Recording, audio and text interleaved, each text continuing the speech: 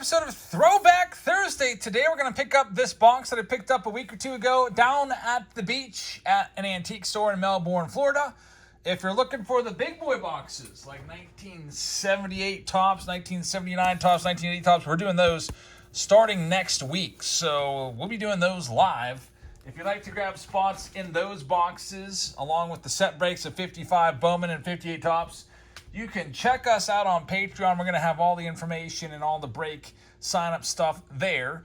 There's a link in the description if you'd like to participate. So let's go ahead and get going with it. 89 FLEER. We've done 89 FLEER, I think, at least twice on the channel. I don't know if I've ever done a CELLO box, though. So I picked this one up. It was only $80 at the antique store. And this box is going to be for Achilles. So Achilles, good luck for you. Let's see what we've got in here.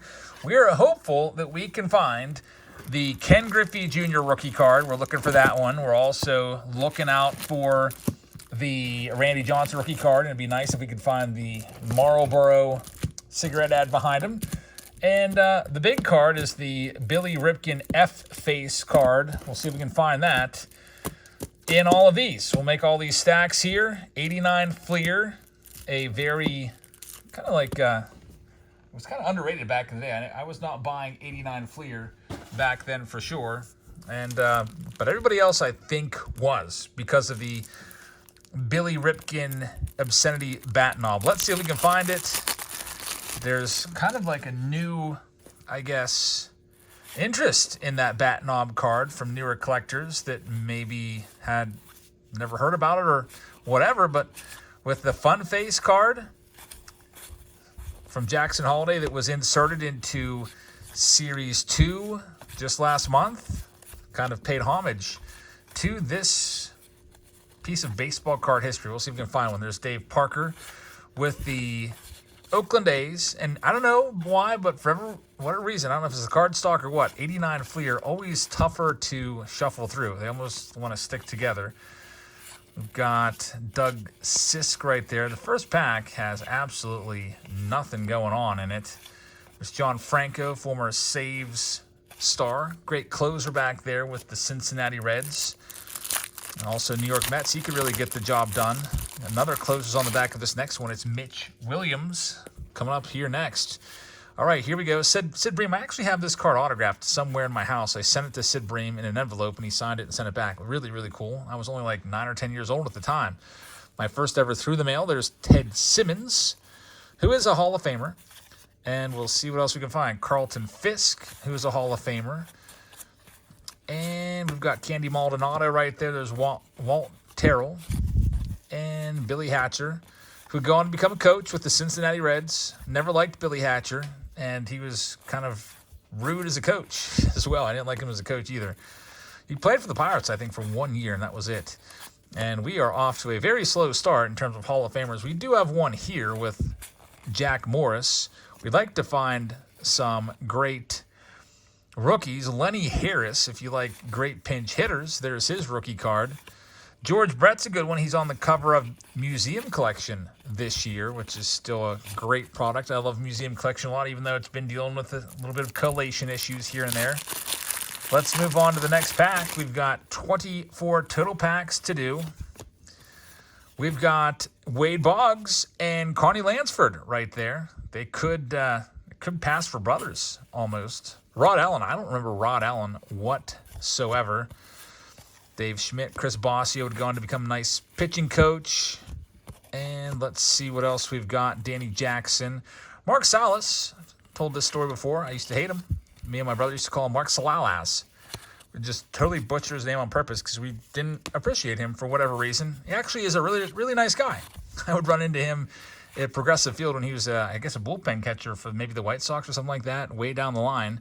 He was super kind. There is Paul Molitor. That's a really cool 89 FLEER all-star team. You don't see that card too often.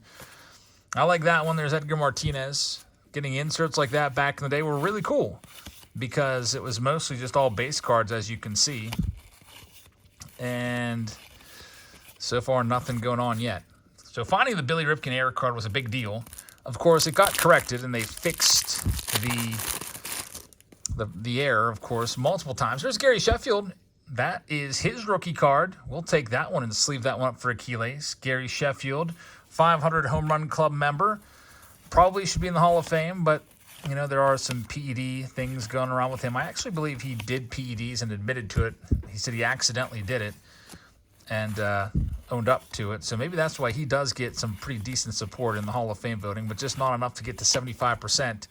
You need to get 75% to get in. There's all those baseball stickers. I wonder if those even stick anymore. I've tried them out here and there, and they just kind of curl off. The adhesive is just pretty much all gone. All right, so the next one up, there's Jeff Ballard. Gets caught in the act of, like, doctoring up his glove with some sandpaper or something, presumably. Ken Phelps. It looks like Ken Phelps is scared. He's like, oh, please don't take a picture of my bat knob. He probably has something weird on there. And Darryl Strawberry, along with Will the Thrill Clark. Home runs coast to coast, as those were two big names back in '89. Let's see what else we've got. We've got Chris Bossia leading this next one off. Nick Capra. Bob Ojeda again and Steve Buechele getting some repeats now a little bit.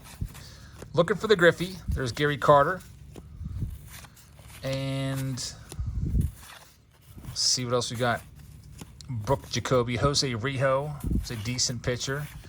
Sean Hilligus, I don't know why, but there's an antique store about an hour away that sells Sean Hilligus cards for like $1 a piece. And it's like, there's other good players in there. There's only one common, and it's Sean Hilligus. So I'm like, is Sean Hilligus from this town or something? Why are his cards so much? Got Vance Law and another all-star team card. So these must be inserted at a rate of roughly 1 in every 3 or so. At least that's what we're seeing so far. It's Mike Greenwell. There's 12 cards in the checklist. So it'd be cool to get a good bit of those. 2 out of the 12 already seen. Here's the next pack up from 1989 FLEER. So I think these packs may have been about 99 cents back in the day. Tony Gwynn leads off. That'd be a good one right there. Start off with. That's a pack that most of us as kids would probably want to grab. Now, just me, just being a little kid back in '89, if I ever saw rack packs, I was grabbing the one that had the pirate on the front of the back. There's John Smoltz. That's his rookie card, Hall of Famer right there. So we've got 2 of the good rookies, John Smoltz and Gary Sheffield. Still looking for Randy Johnson. Craig Biggio still out there as well, along with Ken Griffey Jr. We'll see what else we got. There's Bob Walk, the infamous Bob Walk card that my friend, I remember my friend was wrinkling that card up, I think, at some point. I can't remember the exact story. My brother would remember it. I remember my dad came in and caught him in the act, I think. There's Paul Molitor. And let's see what else we've got. The thing was, it wasn't my friend's card. We all thought that card was ridiculous because it was in a binder. My other friend's collection, it was in a binder in the front center pocket. So that's where you usually put your best card. And here's arguably the best card so far. It is the Randy Johnson. Unfortunately, this is a corrected box. We do not see the Marlboro signage right there. Randy Johnson, they went back and they fixed that because they didn't want kids trying cigarettes. So they left the Coke in there. Drink all the Coke you want, kids, but Marlboro is gone. So we have 3 of the top rookies. We're still looking for the Ken Griffey Jr. along with Craig Biggio, and we'll just cross our fingers and hope that we get a Billy Ripken, some sort of correction maybe at this point. I don't know if it's going to be the original with the F word on it, since that Randy Johnson card was fixed already. Let's see what else we've got. Some folks in the industry said that FLEER did this on purpose to have people go and buy all their packs to get the Obscenity bat knob. But man, I don't even think I knew about it back in '89. My first ever Beckett magazine that I bought was August of 1990, so I missed this whole craziness. I didn't get into all the pricing of cards until the following year. I still remember that Beckett. It had Ryan Sandberg on the front, August 1990. And then after that, I was buying every single Beckett, and I was obsessed with how much my cards were worth. But before that, I just wanted cards, and I wanted Pirates. I didn't realize that there was much value to the cards. Back then, you could buy a pack of cards. It'd be 15 cards a pack. There's Canseco, and you always felt like, even if you got nothing, you always felt like you broke even. There's Tom Glavine's second-year card.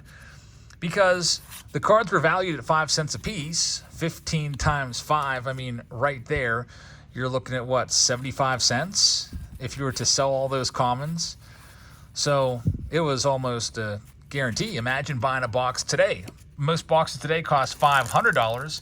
Imagine buying a box today for $500 and just always getting $750 in value back. That's kind of like what it felt like back then. Of course, little did we know all the cards were printed to the moon. There's Kirby Puckett. And nowadays, just these cards aren't worth all that much unless you have a rare error card. There's a Will Clark. So we've got 3 of the All-Star, all FLEER team. Jerry Royce getting in the cage, trying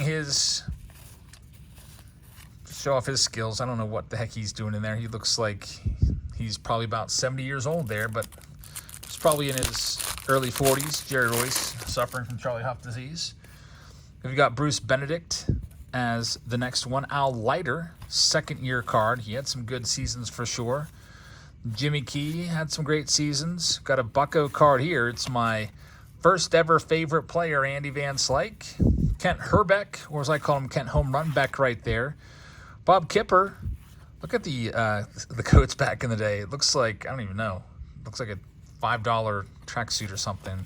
Really low quality jerseys back then. Nowadays, everything's so nice. All the equipment from top to bottom the players use. Got Pete O'Brien making the catch right there at first base. Looks like maybe it's stinging his hand a little bit, too, in the process. Got the 40-40 card right there of Jose Canseco.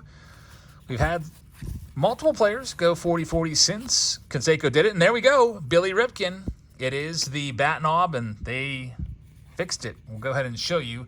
This is the corrected version. You can see it right there. They put a black box over the bat knob to make sure that you couldn't see the F word. So there's multiple different versions out there. There's a scribble version, whiteout, all kinds of different stuff. Still, that card has value to it just because of what it is. There's Bo Jackson. So we'll go ahead and get that one sleeved up. So we got the Billy Ripken card, and now we just need to see if we can find Ken Griffey Jr. and Craig Biggio, and then we'll have all of them. All the good hits. There's Steve Buechele, Ron Gant. There's Gary Carter right there. And let's see, Paul Mirabella. Tom Gordon. Let's see what else we've got. More stickers, about halfway through the box, almost. Kevin McReynolds. Didn't used to like him as a kid for whatever reason. Jose Bautista, name pirate right there. Stole the name of one of my favorite players. Really liked Joey Bats, although that Jose Bautista was first. There's Greg Jeffries. That would have been a hot card back in the day. Everybody loved Greg Jeffries in '89. I remember wanting to be like Greg Jeffries. I read an article how Greg Jeffries got his power by swinging a baseball bat in a swimming pool. And he would like swing the bat underwater, and then I wanted to start doing that. But I never did. But I guess it didn't really matter because Greg Jeffries, of course, despite having a decent career, did not become the major superstar everybody thought he would. There's Nolan Ryan, the Ryan Express right there. Always good to see Nolan in a set. We'll be looking for Nolan Ryan cards in the 78, 79, 80 boxes. Those would be pretty awesome. It's usually one of the top veteran cards you can pull in any box from the 70s. So that'll be on the chase list along with all the other good rookies. Again, we'll start that next week. I'll put them all on sale, and we'll see whatever box sells out first. We'll do first. I don't know, maybe it makes sense, I guess, to start with 78 and work our way forward. There's another Randy Johnson, our second Randy. So getting all the good rookies, except for the Ken Griffey Jr. and Craig Biggio. Doubles now of Randy, and Jose Lind is in there as well. On to the next pack. We'll see what we've got. So yeah, pick these up at that antique mall. We went down to Florida. There's Robin Yount and Dante Bichette. That's a Bichette rookie card. Figured why not? They had some old boxes. Got Tony Gwynn. And it's always fun to go after the heir of the Billy Ripken. I don't think I've ever pulled it from a box. There's certain boxes that definitely will have it because they were first off the press or whatever you call it, first off the line. But this one clearly was not. There's George Brett.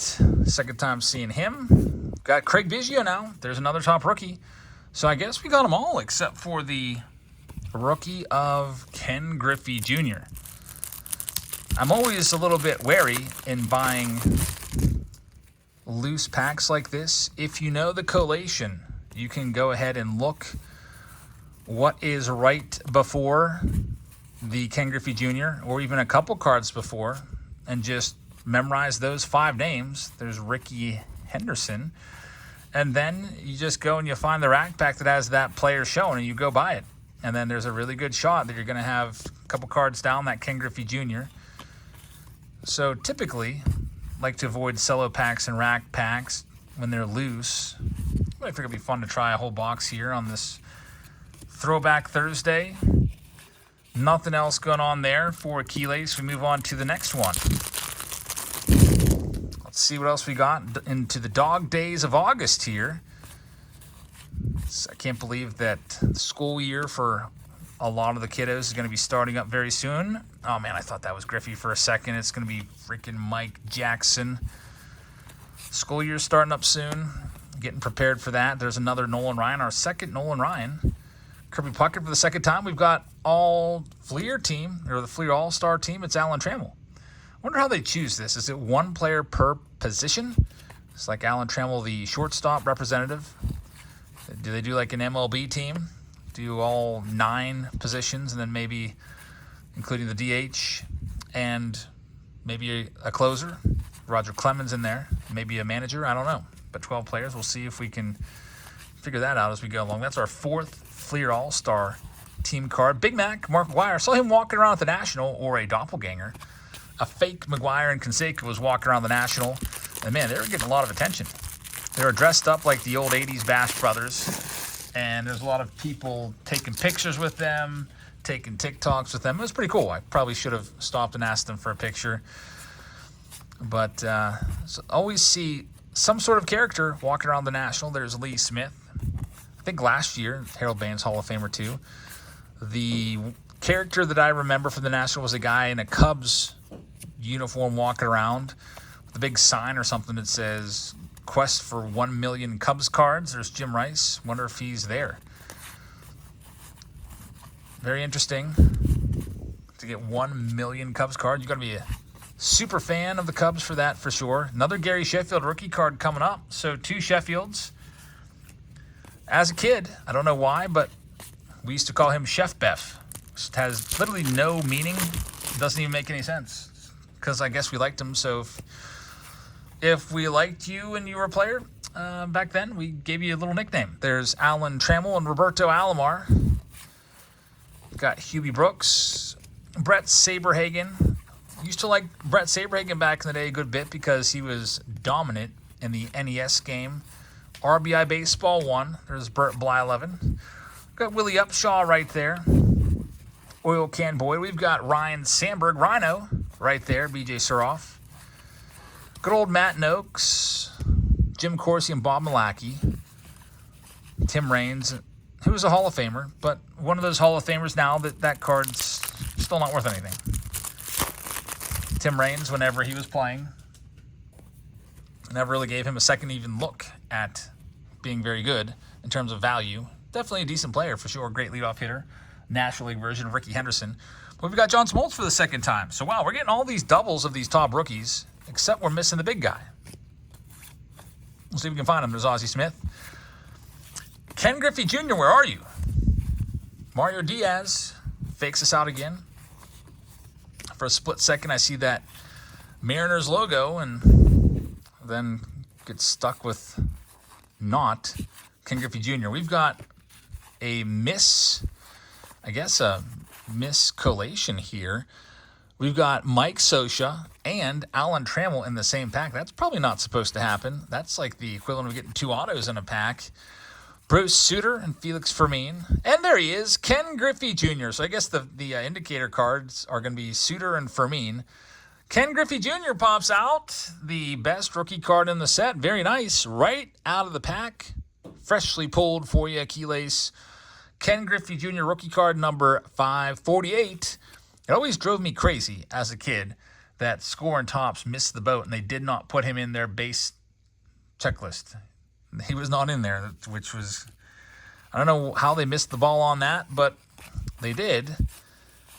And FLEER got it right. Donruss got it right. Upper Deck got it right. But Score and Tops, I guess, maybe in a rush to get their stuff out first, just did not put him in there. It would have been really cool to see a Ken Griffey Jr., I guess it would kind of look like maybe a #1 draft pick card, like the Robin Ventura or the Steve Avery or whatever from '89.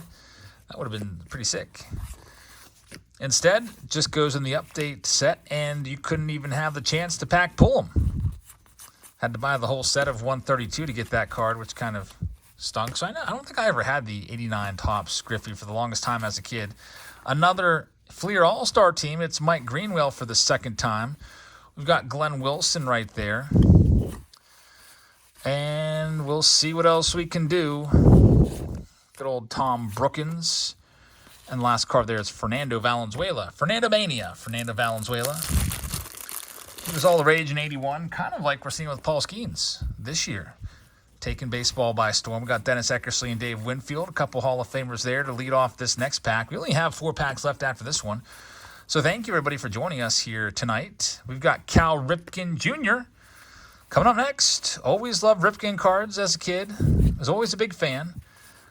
He was one of my favorites for a few years, actually, leading up to his breaking of the consecutive games record set by Lou Gehrig. Got Dale Murphy right there. And we've got Darryl Hamilton at the very end of this next one. Now there's just 4 packs left remaining. They're advertising something for $10 on here. You get a official FLEER card collector's album. You get a super deluxe 3-ring binder that holds the complete 660 FLEER set. It's not too bad. I don't know if anyone actually took them up on that offer. I don't think, you know what? I don't think we ever did any of those wrapper offers back in the day. The only one I remember doing was, I think maybe like 95 score or something like that. You could send in wrappers. It was like a wrapper redemption program. There's our 3rd Nolan Ryan. Always nice to have a bunch of Nolans. We'll take those. And I'm glad we got all the good rookies so that we're not coming up empty. I would have liked to have seen the F-Face Billy Ripken card, but still nice that we got a good representation of '89 FLEER for you. There's Hall of Famer Fred McGriff. That sounds so good.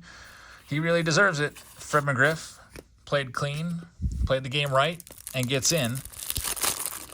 Here we go with the next one, Carmelo Martinez. Man, did we ever hate this guy as a kid. His nickname was Carmelo the Marshmallow. We didn't like him. There's Cecil Fielder, '89 FLEER. He would actually leave and go over to Japan for a year and come back, and man, did he ever become good. It was like, wow, this guy's amazing.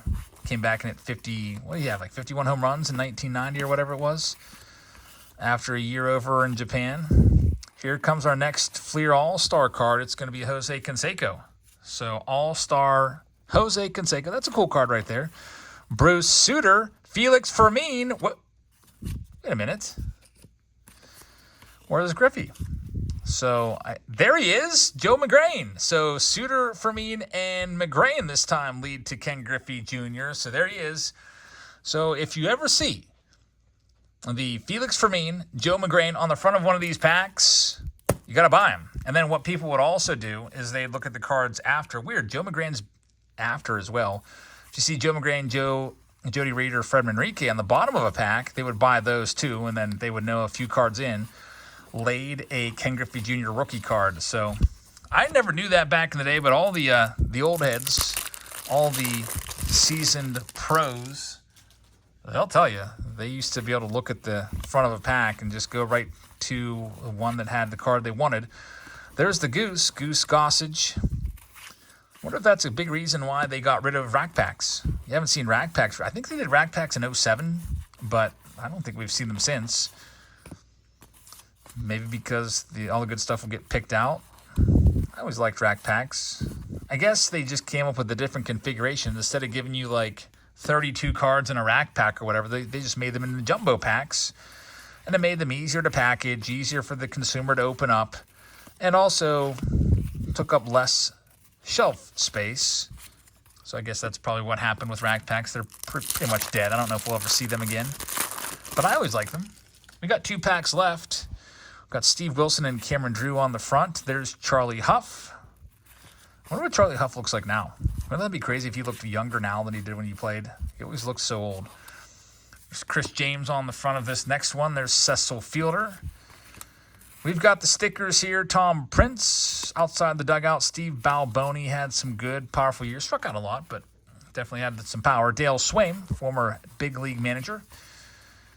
And we'll see what else we've got. There's the Kevin Brown rookie card. He was the first $100 million pitcher in the 90s. And, man, my fingers are getting a workout from these 89 FLEER. Again, they're really tough to go through. If I just went through them regularly, I would probably miss a card or two because they kind of almost stick together. Not really, but they just, it's almost like static electricity where they stick together somehow. I just can't explain it. If you've gone through 89 FLEER, you know what I'm talking about. Now, here we go with this next one. Final pack. We've got Eddie Murray in this one. Overall, a successful video. We got 2 Griffies. I think 3 of the Randy Johnsons. Doubles of John Smoltz and Gary Sheffield. So we did well with all the good rookies. They're all in here. Luckily, the box was not searched or anything like that. We got the Billy Ripken card, albeit a corrected version.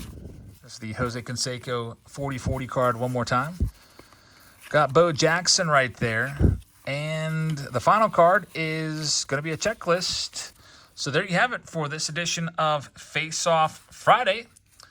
It's in the books. So thank you very much for watching. Before we go, I'd like to remind you that we go live on Whatnot on Wednesdays. We'll be live again next Wednesday and maybe again on Saturday. We've been going on Saturdays as well recently. Get $15 for free to spend when you use this link right here, whatnot.com/invite/JavsFamily. Once you sign up, it automatically goes into your account, and on your first purchase, it'll take $15 off. It is a fantastic deal. We're live on Whatnot every Wednesday for about 5 hours and give away free packs every 5 minutes. And all you do is click a button to get into those giveaways, and they go off automatically. And I take care of all of the shipping. You don't have to pay a dime. You don't have to pay any shipping, no tax, nothing if you want a free pack. So check it out. Thank you very much for watching, everybody. I hope you guys have a fantastic rest of your evening, and I will see you all tomorrow. Good night, everybody.